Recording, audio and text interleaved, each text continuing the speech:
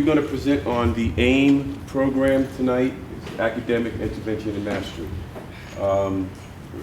It's a freshman transition program, but how this all came about is that we were all in an articulation meeting, the high school administration, middle school administration, and the curriculum department. We were all sitting down and we were discussing what Diane presented tonight. We were discussing test scores, student achievement, how we could make sure that we could get our kids to progress, how we were going to address the learning gaps. So we were just having that kind of conversation.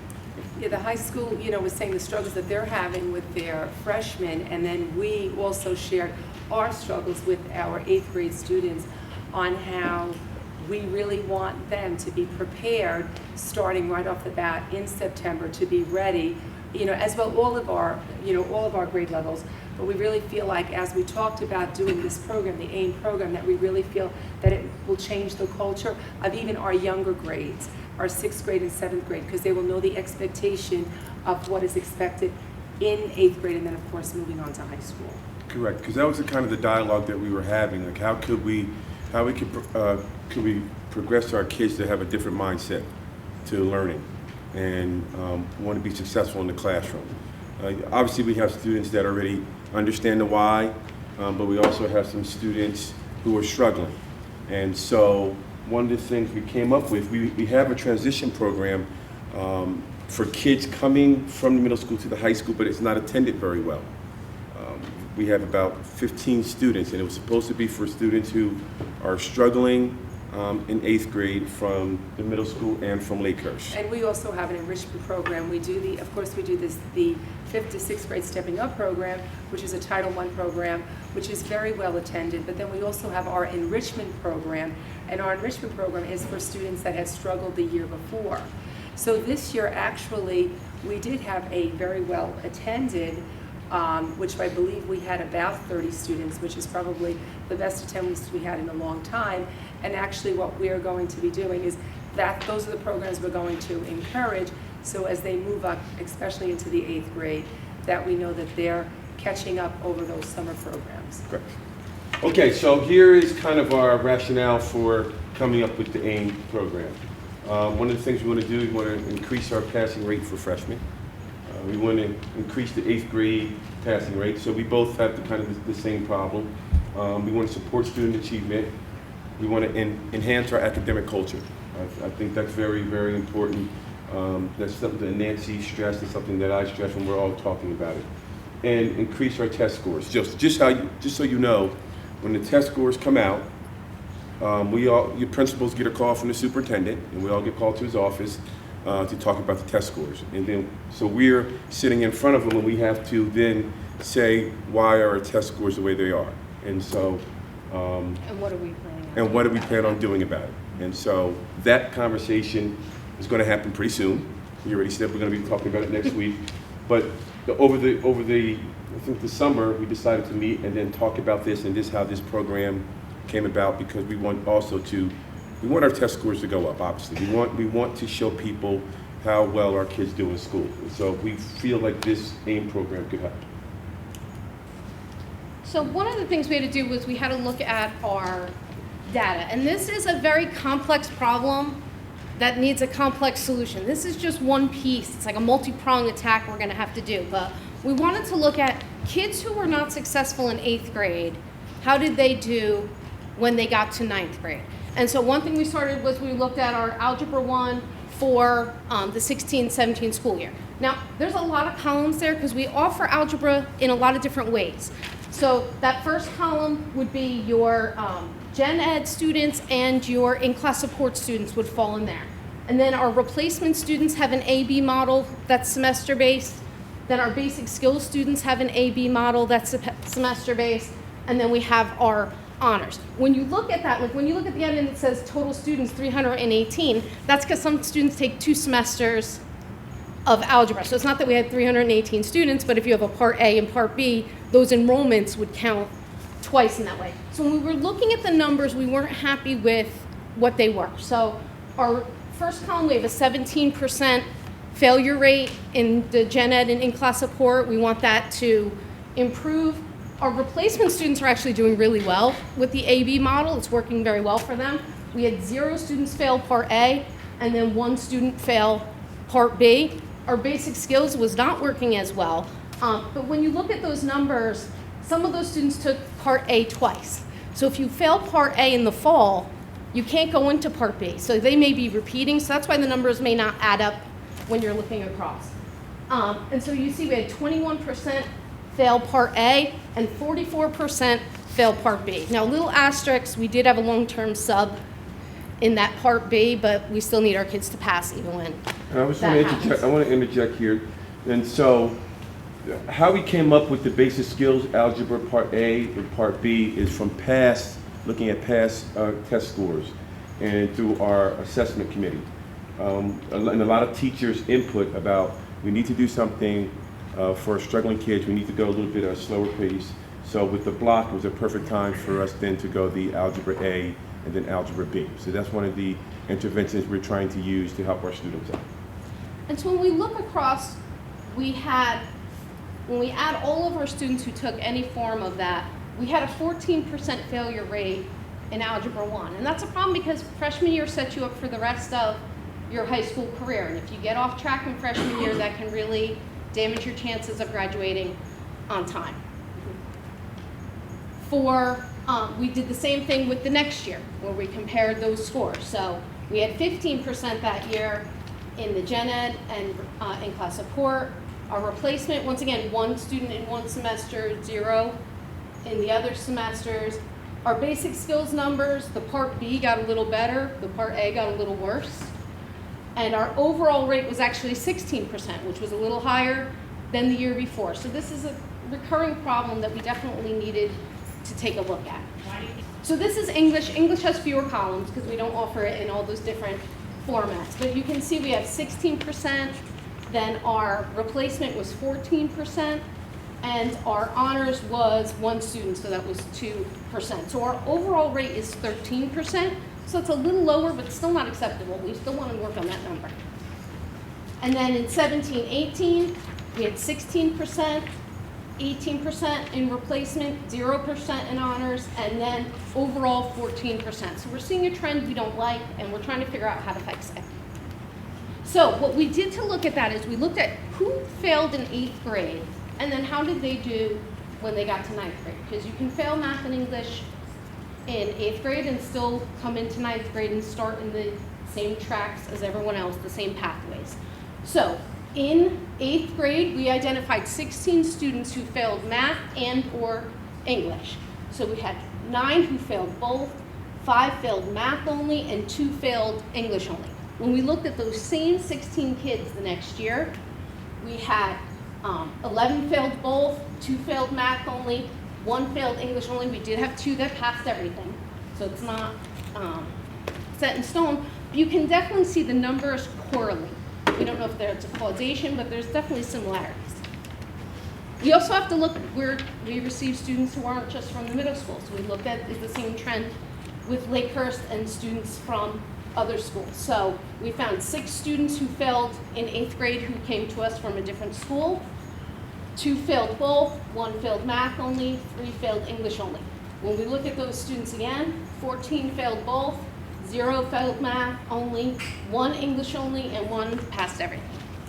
So when you look at that combined, that's 22 students between the 2 slides. In 8th grade, we had 17 students fail English. In 9th grade, 16. And then 17 students failed math and 16 failed in 9th grade. So we definitely see a problem where we got to get those kids back up. We also looked at these students that were failing from the middle school, and we were looking at some of them to kind of track whether they were in our summer program, our enrichment program, and also if it was because chronic absenteeism is one of our goals, that we're trying to reduce that. And several of those students were students that in the 8th grade were chronically absent. So after reviewing the data and the articulation between the middle school and high school, we saw that there's a systemic problem, right? And so now the AIM program is not going to be the be-all, it's not going to solve everything, but it is a solution for us, we feel. And then we think it's going to give us some success. So here are some of the obstacles that we came up with. There are attendance concerns both at the middle school and the high school. As Nancy said, that's one of their goals, and we have an attendance committee. We call kids down, talk to them about coming to school. We have meetings with parents and the students. There's learning gaps. We had low attendance in our previous voluntary summer program, which was the Freshman Summer Institute. Our test scores need to improve. We need interventions beyond the basic skills, and we have multiple years of math and/or English failures, and that's something that we wanted to address. And then the summer school is not required if they need remediation, right? So if we have kids struggling in 7th grade and 8th grade, and there's no remediation, when they get to the high school, then 9 times out of 10 they're going to probably fail Algebra 1 or English 9. So we wanted to have a shared vision, and our team goal is to reduce the ELA and the math failure rate, and to increase our ELA and math test scores. Now, one of the things we talked about is using a tiered system of supports. We know that's important, and the AIM program is targeting students academically only, but we also need to take into context some behavioral interventions that we might need to use, some social emotional learning, because we have, what I've noticed that kids in our basic skills class for algebra especially, that they're scared of math, they don't think they can be successful, so a teacher's approach to those students need to be different. It doesn't necessarily need to go right into class in academics if kids feel like they're not going to be successful already. So that's something that we have to, Mr. Trethewey said that we should survey some of those kids this year to get a better understanding of what they might need for next year. And so we're going to do that, but we know that we need to target other areas, not just academics. A big area of focus will be focusing on these three, infuse the tiered system of supports, which again you've already heard is both happening at the middle school and the high school. So already we are working in tandem. What their students are being exposed to at the middle school will continue here at the high school, so there'll be no disconnect. We have to obviously continue to address chronic absenteeism. Of the 22 students that were tracked, 11 of them had attendance concerns. And so again, I know at the middle school they have an extremely strong program addressing absenteeism, as do we at the high school. And then of course we are focusing on enhancing our academic culture. So this is our vision for the program. So the way it works, I'm going to start. So students take 8th grade math and English, okay? So here we go. So traditional program is a student in 8th grade passes English and math, so they demonstrate proficiency and a readiness for high school work, so then they enroll in either Algebra 1 or Honors, and same with English 9 or Honors in their freshman year. So that is the traditional route. Let's go back here. They take 8th grade math and English. Let's say in 8th grade they fail math and or English. They can attend the summer program, the AIM program, so they will take remediation courses that will then at the end have to demonstrate proficiency and that they are ready for high school work, and then they will passing a proficiency at the end of the program. Being in the program is not enough. They can't just come and sit. They actually have to actively be involved and demonstrate proficiency in math and or English, depending what their need is. And then they will go on, assuming they demonstrate the proficiency, to the Algebra 1 or Honors and English 9 or Honors, okay? Third stream is the 8th grade student takes math and English. They do not pass math and or English, so then they come freshman year. They did not choose to attend the summer program. Freshman year, they have to take like a remedial course or pre-algebra and a Foundations of English class. They must demonstrate readiness at these levels, again, proficiency.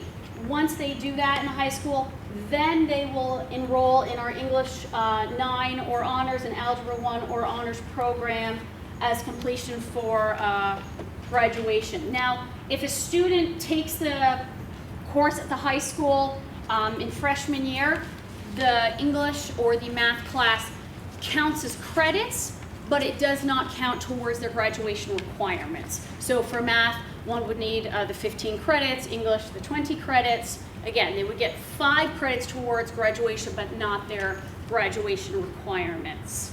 So these are our proposed courses. The pre-algebra would be the prerequisite for the Algebra 1.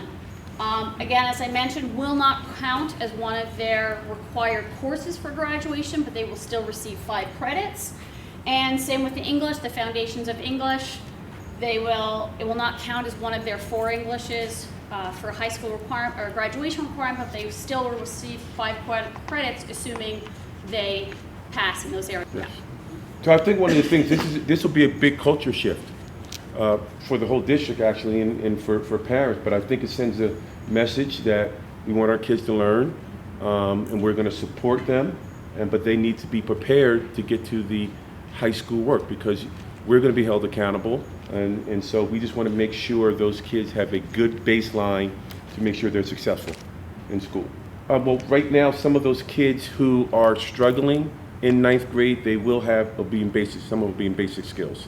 So we do have a basic skills class called Reading and Writing Lab for some of those struggling kids to help them get that support and those gaps that they might need to be successful. So here is how we are going to implement this process for this program, for the AIM program. So working with the middle school, I will be meeting with the middle school students. Obviously, Mrs. Driver and Mr. Nadvaji will be there.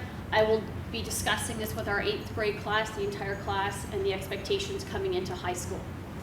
So then also that we will communicate the shared vision to the parents. We were thinking of doing like a PAC meeting in the evening to bring the parents in of the 8th grade students to let them know about this program. Correct. Also it'll be communicated via letter as well, home to parents. Once we do that, I will be working with the middle school, and about every 6 or 7 weeks we said it that I will go over to the middle school and meet with our 8th grade students who have been targeted as failing math or English. So, and it'll be about every 6 weeks, so it's not going to be a shock in June or in May. So the idea is at that point these students will be already targeted as needing some interventions, such as the tiered levels of support, for example, or attendance program, depending what it is. I'll let you speak of that. Yes. Yeah, so Mrs. Tifo and I and the 8th grade counselor have already met. We set up some tentative dates for her to come over and meet with the students. Our goal on the middle school side is for the students not to end up going into the summer program, but passing, and we're hoping that using the AIM program as part of our tiered systems of supports, in the sense of supporting the students and giving a little bit more urgency to the fact that, you know, when we provide whatever supports we're providing at the middle school, that they'll take advantage of them, knowing that down the road there may be additional requirements for them if they don't. And we were also meeting with the teachers. We've already actually had some meetings today. We had a couple. We had meetings with our 8th grade math teachers who are seeing success, as you saw in our math scores on some of what they're doing, and we're going to be presenting that actually starting as early as tomorrow at our faculty meeting. But we're also meeting with teachers, and we have a baseline of 75 or below, and once a student hits that grade, we are looking at, let's see the tiers. We have the paperwork, the documents that we have for the systems of support, and we're actually having the teachers fill them out and in discussion and telling us what tiers you're at and what's going on. So it's kind of a combination of teachers, students, administrators, kind of working towards this common goal. Yes, and one thing when we meet with the students, also parents will be notified as well at those every 6-week kind of, if you will, intervention meetings. So, you know, they're already having that communication with the middle school, but also with me, so I'm the representative of the high school. So when the students eventually transition to the high school, they already have a face, they're already kind of targeted as, okay, we need to keep a close watch on these kids to continue making sure they're having success. Don't get me wrong, we're watching all of our kids. However, you know, these have already been highlighted for us, so no one slips through the cracks, if you will. Okay? So these are some of the resources we are using to implement the program and keep a watchful academic eye over our students. Obviously, we have personnel at the high school who will be teaching the program, the new proposed courses. We'll be using EdReady, Apex, which we do use a little bit with some of our students, which we have found some high success rate, and then the 8th grade Linkit data as well that will be collaborating greatly with the middle school.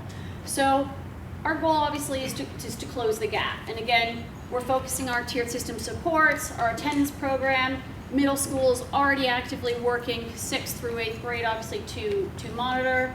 And then the social, emotional learning, which is so important. I mean, data has obviously supported that, which is a trend amongst many, many schools today. So this program obviously is a joint effort between our high school and middle school, obviously our curriculum department, and hopefully the support of our Board of Education to bring student success.